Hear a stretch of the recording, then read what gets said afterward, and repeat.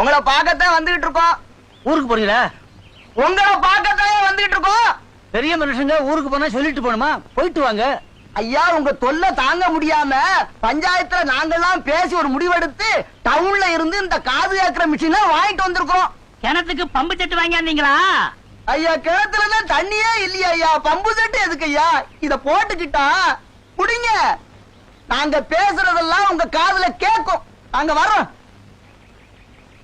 நமக்கு காது கேட்காதுன்னு அவங்க தப்பா நினைச்சுக்கிட்டு நமக்கு செவிட்டு மிஷின் வாங்கி கொடுத்திருக்காங்க. அதான் இல்ல, நமக்கு காது கேட்காதுன்னு தெரிஞ்சுக்கிட்டு இத வாங்கி கொடுத்துக்கிறாங்க. அவங்க ஆசையான் கெடுக்கணும். வச்சுக்குவோம், கோயில்ல போய் கும்பிட்டு புடவை எடுத்து வெட்டி விடலாமா? அதான்யா, இத வச்சுக்குவோமா? காதல வச்சுக்க, காதல. பெரிய ஆபத்துல மாட்டிக்கிட்டாங்க இந்த சாமி. நம்ம கரகாட்டக்காரி விஷயத்துல ஒரு சிறுமிஷம் நடந்து போச்சு. என்ன அது உனக்கு தெரியாதா? சொப்பனத்துல உளறிட்டேன். சரி. எப்படியோ இந்த விஷயம் பொண்டாட்டிக்கு தெரிஞ்சு போச்சு. அவளை சமாதானப்படுத்தப்பட்ட பாடு பெரும் பாடப்பட்ட. பாருங்க, என் வீட்லயும் அதே கதிதான். இந்த சமாச்சாரம் என் வீட்டுல தெரியப்படாது, நீங்க சொல்லிடாங்க.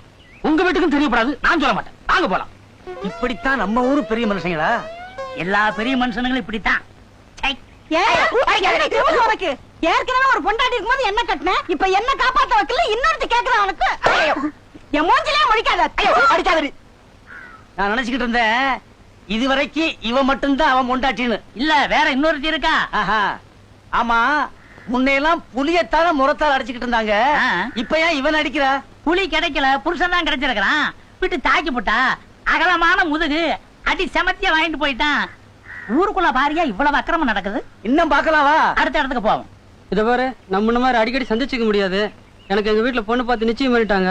இனிமே யாருக்கா தெரிஞ்ச கேவலமா போயிடும். நீ அப்படியே ஒதுங்க. இப்படியெல்லாம் சம்பவம் நடக்குதா நம்ம ஊர்ல?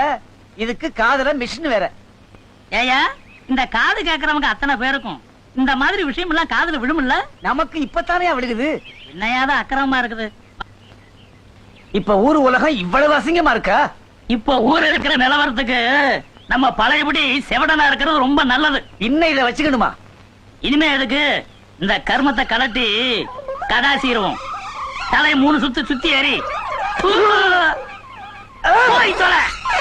இப்பதான் நிம்மதியா இருக்குது. அது சரி, இப்ப எங்க கோயிலுக்கு போறியா? அங்க இருக்கு, நான் கோயிலுக்கு போறேன்.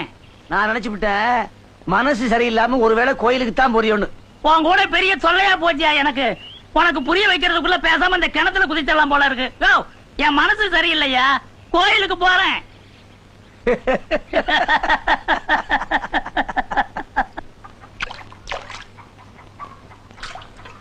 எங்க எங்க பரப்பிட்டீங்க? டவுனுக்கு. முதல்ல கோயிலுக்கு போயிட்டு அம்மனை தரிசனம் பண்ணிட்டு போங்க. போற காரியம் நல்லா முடியும். என்ன சொல்ற?